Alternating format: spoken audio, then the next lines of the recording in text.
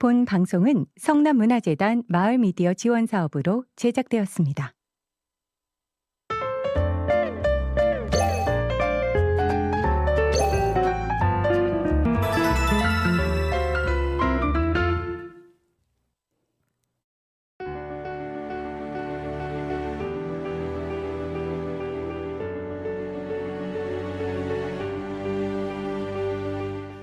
역사를 잊은 민족에게 미래는 없다라는 말이 있습니다. 우리는 우리의 역사에 대해 얼마나 알고 있을까요? 라울림이 해마다 방송하고 있는 성남의 역사 인물 이야기 2024년에도 함께합니다. 안녕하세요. 라울림 김희경입니다. 오늘도 함께 이야기 나눌 두 분 모셨어요. 각자 자기소개 해주시죠. 안녕하세요. 권수진입니다. 안녕하세요. 김소영입니다. 네, 오늘은 어떤 역사 인물일지 궁금하실 텐데요. 남상목 의병장이죠?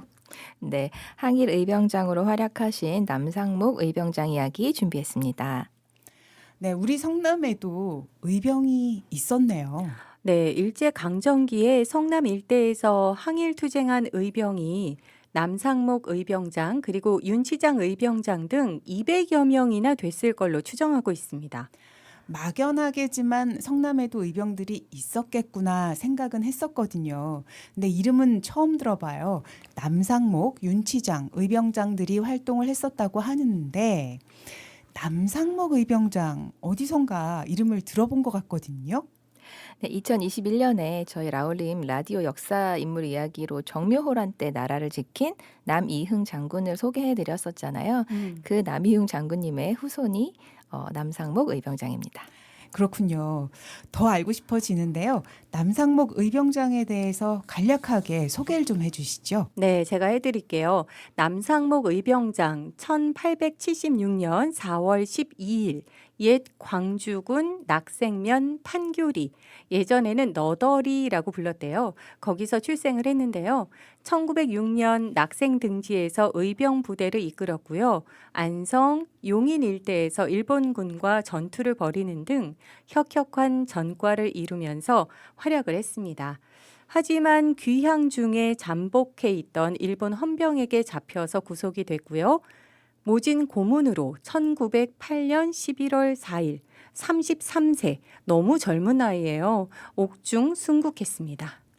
네, 그래서 정부는 남의병장의 공훈을 인정해서 1983년 건국 포장, 1990년 건국 훈장 애국장을 추서하고 대전 국립현충원 독립유공자 묘역에 안장하였습니다. 이후 성남문화원은 국가보훈처에 이달의 독립운동가로 남의병장을 청원하였고 서거 100주년을 맞은 2008년 11월 이달의 독립운동가로 선정이 되었어요. 그리고 성남시 지원으로 2015년 10월에 낙생대공원에 성남 항일 의병 기념탑이 건립되었습니다. 그럼 라울님이 준비한 남상목 의병장 이야기 함께 본격적으로 나눠보도록 하겠습니다. 저희가 남상목 의병장을 처음 알게 된 게 남이흥 장군 이야기 조사할 때였죠? 맞아요. 남이흥 장군에 대해서 저희가 라디오 드라마를 만들었었잖아요. 그때 남상목 의병장 알게 됐었는데요. 남이흥 장군의 후손이니만큼 유학적 가풍의 영향으로 어려서부터 한학에 몰두했다고 해요. 그리고 성남문화재단 후원으로 제작된 독립운동가들의 웹툰 중에서 남상목 의병장의 이야기를 보면 어릴 때부터 남달랐던 모습이 묘사가 돼 있습니다. 장군님의 후손이라 그런지 기골이 장대했다. 그다음에 어렸을 때부터 친구들이랑 골목에서 이렇게 장난을 쳐도 진심으로 전투를 하셨고 그다음에 한학도 하고 무술도 하고 병법도 하고 이렇게 진심으로 연습을 했던 장면들이 묘사가 돼 있습니다. 네, 의병활동 시작 계기를 저희가 드라마로 준비를 해봤는데요. 역사적 사실을 기초로 하기는 했는데 아무래도 드라마다 보니까요. 저희의 상상력이 일부 추가된 점 미리 알려드리겠습니다. 이번 드라마는 조금 특이하다고 제가 들었었거든요. 네, 저희가 AI 목소리를 사용해서 드라마를 만들었는데요. 저희 멤버들이 아무래도 여자가 있다 보니까 남성들이 출연하는 드라마를 하는데 좀 한계가 있었어요. 그래서 이번에는 요즘 AI로 여러 가지 목소리 더빙하는 앱들이 많이 나와 있잖아요. 그래서 한번 시도를 해보자 해서 크로바 더빙이라는 무료 버전을 사용해서 AI 목소리를 사용해서 만들어 보았습니다. 네, 직접 해보니까 캐릭터들이 정말 많았는데 그 캐릭터에 딱 맞는 적당한 목소리를 찾는 게 손이 많이 가더라고요. 그리고 호흡이라든가 말끄듬 처리하는데 신경을 많이 썼습니다. 네, 이렇게 탄생이 된 역사 드라마. 네, 함께 들어보시죠.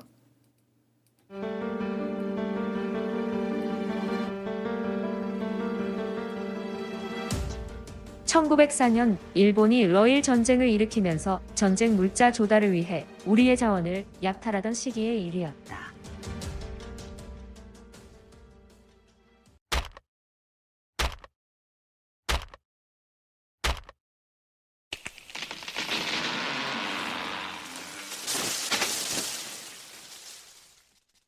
이놈들, 빨리빨리 움직이지 못해? 게으른 조생직 놈들, 더 많은 나무를 베고 옮기란 말이다. 우리도 아까워서 베지 못하던 이 참나무들을 다 가져다가 일본 놈들은 대체 뭐에 쓴다는 거야? 러시아와 전쟁을 하는 무기를 만드는 데 쓴다는구먼. 아니 왜 우리가 일본 놈들 전쟁을 도와야 하는 거지? 왜 놈이 전쟁을 하든지 말든지 왜 우리가 이 고생을 하며 나무를 베어주고 있냔 말이야. 조용히 하고 일들이나 빨리 해. 할당량을 채우지 못하면 오늘치 임금은 없을 줄 알아.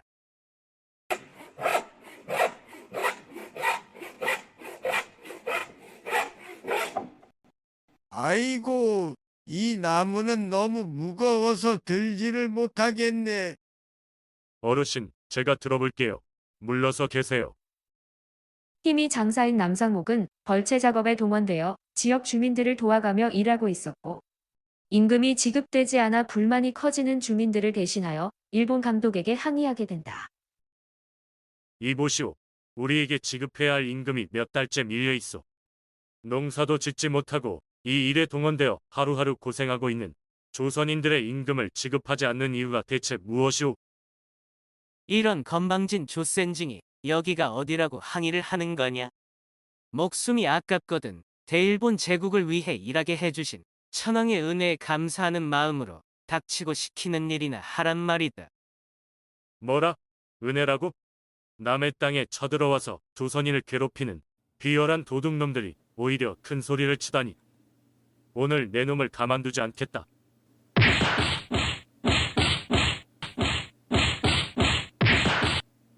일본 감독에게 대적한 남상목은 경찰에 체포되어 15일간 구금되고 구타를 당하는 등 고초를 겪었고, 이후 의병 활동을 해야겠다고 다짐하게 된다.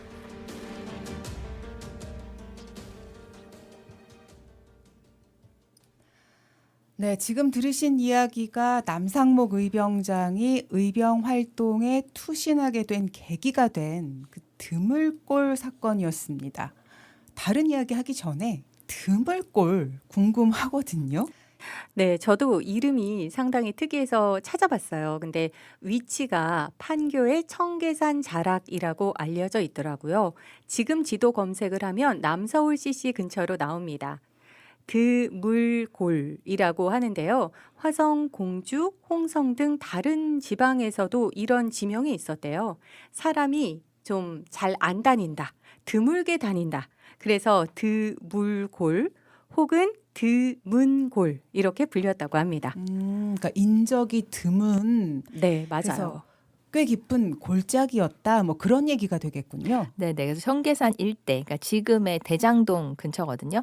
그 근처에 참나무가 되게 많아요. 그래서 이 참나무가 상당히 견고하고 네. 그렇기 때문에 일본이 가져다가 무기를 만드는 데 썼다고 합니다.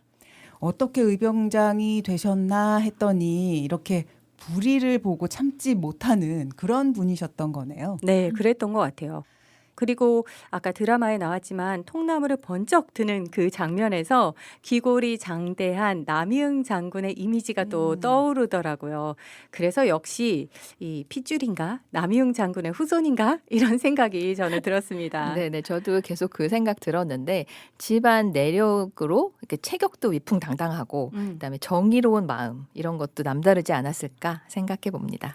일제 강점기 이 수탈에 대해서는 뭐 쌀, 놋그릇 그릇 그런 얘기들은 알고 있었는데 이렇게 나무까지 베어 갔었는지는 몰랐어요. 전쟁 물자를 조달하기 위해서 이렇게 우리 영토에서 안 가져간 자원이 없었네요. 네네. 저도 뭐 위안부, 강제징용 이런 말은 많이 들었지만 이렇게 우리 땅에서 나무까지 베어가고 그다음에 뭐 임금도 떼어 먹는 식으로 꼼꼼하게 정말 착취를 했을 거는 생각도 못 했어요. 네. 막상 찾아보면 '이거 아니라 정말 많지 않았을까.'라는 생각도 들거든요. 나라를 빼앗긴 서름을 정말 모든 백성들이 직접 매일매일 겪어내고 있었던 게 아닐까 싶은데요. 다른 어떤 제국주의 나라보다도 아주 폭력적으로 사회적 그리고 경제적 수탈을 극대화하고 민족 말살 정책도 펼쳤죠. 이렇게 의로운 마음으로 떨쳐서 일어난 분들이 아니었었더라면 지금 어떤 모습으로 살고 있었을지 상상만 해도 아찔한데요. 본격적으로 남상목 의병장의 활약상들 좀 알아볼까요? 네. 너무 일찍 재판도 없이 돌아가시게 돼서 자료가 많지는 않았어요. 남상목 의병장의 활동을 알려주는 자료로 통고문이라는 게 있습니다. 통고문이 뭔가요? 네. 통고문은요. 남상목 의병장이 체포돼서 서대문 형무소로 끌려가서 심한 고문을 받다가 내장 파열로 이제 돌아가시게 되니까 전국의 의병 부대에다가 남상목 의병장이 돌아가셨다라는 사실을 알리는 그런 통지문 같은 거였어요. 그래서 남상목 의병장의 그 항문, 인품, 뭐 가문 이런 내용들이 들어가 있고 활동했던 지역을 명시해 놓고 있습니다. 그래서 통고문을 보면 남상목 의병장은 낙생면, 언주면, 대왕면, 돌마면, 용인 등지에서 의병 수백 명을 모았다고 하고요. 1906년 운강 이강년 의병장의 참모관으로 종군한 기록이 있습니다. 그래서 남상목 의병장이 언제부터 의병이 되셨는지 창위 시점을 살펴볼 수 있죠. 또 다른 자료도 있었다고 들었는데요. 네. 또 다른 자료의 이름은 김재선 판결문인데요. 사실 재판을 받으면 판결문이 있잖아요. 근데 남상목 의병장은 옥중에서 고문받다가 돌아가셨기 때문에 판결 기록이 없습니다. 그런데 김재선이라고 하는 분의 판결문을 통해서 남상목 의병장이 그 의병 부대의 대장이었다라는 사실이 나옵니다. 남상목 의병장이 의병을 일으켰을 때 구식총 40자루 그리고 신식총 10자루를 가지고 의병 활동을 했고 재판 기록을 보면 남상목 의병장이 환두대도 그러니까 큰 칼을 차고 있었다라는 기록이 있거든요. 근데 이 환두대도는 의병장이 차는 거기 때문에 그 부대의 의병장은 남상목이 맞다라는 사실이 뚜렷이 증명이 되고 있는 거죠. 1905년에 을사늑약이 체결된 후에 그때부터 본격적인 준비를 하지 않았나 이렇게 짐작을 하게 되는 대목이네요. 네네. 의병 조직이 점점 체계화되면서 남상목 의병장은 용인 용천과 용덕사 지역에서 주둔하면서 많은 전과를 올리게 되는데요. 용인 지역에 주둔한 남상목 의병 부대는 1907년 용인 안성, 음성 지역의 일본군과 친일파를 공격하였습니다. 안성시 낙원동에 있는 안성 낙원 역사공원 옆에 안성 일동 주민센터에는 옛 안성구청이 있었던 곳이라고 하는데요. 남상목 의병장이 바로 이곳을 공격했었다고 합니다. 여기에서 친일파들과 일진의 회원들을 잡아서 공개적으로 처형을 하고 했던 곳이라고 합니다. 네, 그럼 이쯤에서 남상목 의병장의 활약상을 드라마로 한번 들어보시죠.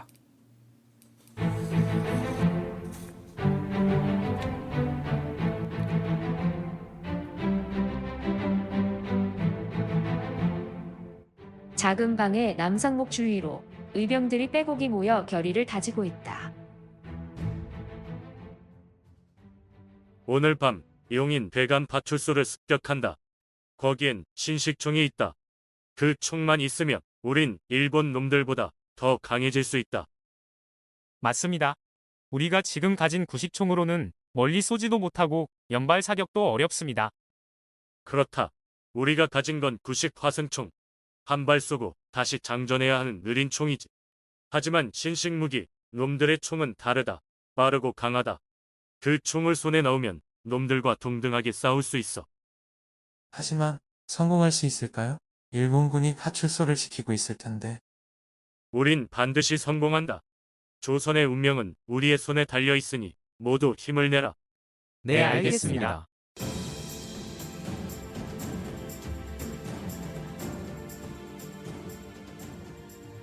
깜깜한 밤 화승총과 죽창을 든 의병들이 몸을 숨긴 채 일본군들이 지키고 있는 대간 파출소 주위를 하나둘 에워싸고 있다. 이제 일본 놈들의 신식 무기가 쌓여 있는 파출소로 들어간다. 놈들의 무기를 쟁취하자.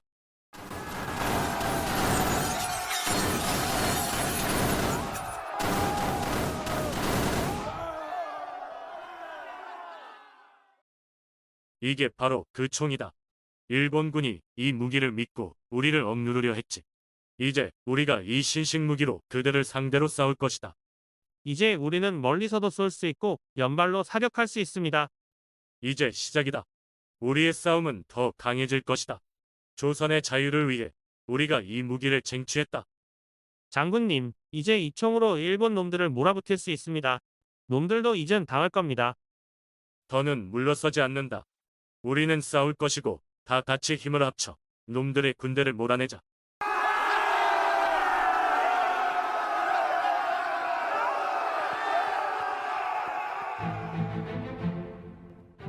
일본군의 압박 속에서도 남상목과 그의 의병들은 일본의 무기고인 용인대간 파출소를 습격, 신식 무기를 손에 넣으며 새로운 싸움을 시작했다.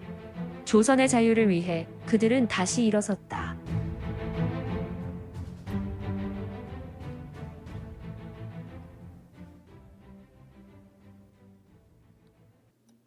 네, 지금 들으신 이야기가 무기고 습격 사건이죠. 네, 저희가 남상목 의병장이 무기고를 습격해서 신무기를 쟁취하는 장면을 들려드렸는데요. 남상목 의병장과 의병 부대원들이 신무기를 쟁취하는 일을 하고 나서 경기도뿐 아니라 전국에 그 이야기가 퍼져서 많은 젊은이들이 의병으로 일어서게 하는 계기가 되었다고 합니다. 네, 남상목 의병장은 신식총의 쟁취를 위해서 용인 대간파출소 그리고 안성경찰서를 습격을 했는데요. 그래서 신무기를 손에 넣을 수 있었고요. 당시 우리 의병은 죽창이나 구식총만 거의 가지고 있었는데 남상목 의병 부대도 처음에 신식총이 있긴 했지만 고작 딱 10자루만 가지고 있었다고 합니다. 드라마에서도 언급이 됐지만 이 구식총이랑 신식총은 뭐가 얼마나 달랐던 건가요? 그 구식총이 화승총이라고 하는 건데요. 그 끈에다가 불을 착 붙여서 네네. 탄환이 나가게 하는 무기예요. 그러다 보니까 옆에서 불을 붙여주는 사람이 따로 네네. 있어야 된다거나, 시간이 걸리겠네요. 네네. 그리고 아니면은 뭐 준비하다가 화상을 입다거나 그냥 폭발을 한다거나 하는 경우도 있고, 바람이 많이 불면 화약이 그냥 날아가서 못하고, 그다음에 뭐 심지가 움직여서 사수가 화상을 입는다거나 이렇게 쉽지 않은 과정들이 있었어요. 그리고 비가 내리면 화약이 그렇겠네요. 젖으니까 네, 장전 자체가 매우 어렵고, 그다음에 뭐 달려가면서 쏜다던가 이런 게 아주 불가능했죠. 신식총은 그에 비해서 성능이 아주 뛰어났겠군요. 아무래도 그랬을 것 같아요. 신식총을 가지고 있는 일본 부대를 상대하기는 상당히 어려웠을 것 같습니다. 그래서 신식총이 필요했고 이렇게 백안파출소라든가 안성경찰서를 습격해서 신무기를 손에 넣는 것이 당시에 반드시 필요했다고 봅니다. 네. 이렇게 비교가 되지 않는 무기다 보니까 신식총이 너무 필요했고 결국 남상목을 비롯한 당시의 의병들은 이렇게 신식 무기를 탈취했던 것이 새로운 의병 전쟁의 양상으로 갈 수 있었던 계기가 될 수밖에 없었을 것 같습니다. 이 남상목 의병장의 이야기를 듣다 보니까 벌써 마칠 시간이 됐습니다. 두 분과 함께 했는데 어떠셨어요? 뭐 항상 역사 드라마를 만들 때 이렇게 공부하는 마음으로 하고 죄송한 마음이 늘 드는 것 같아요. 역사 드라마를 만들면 너무 모르고 살았던 거에 대한 죄송한 마음으로 반성하면서 이야기 만들어 보았습니다.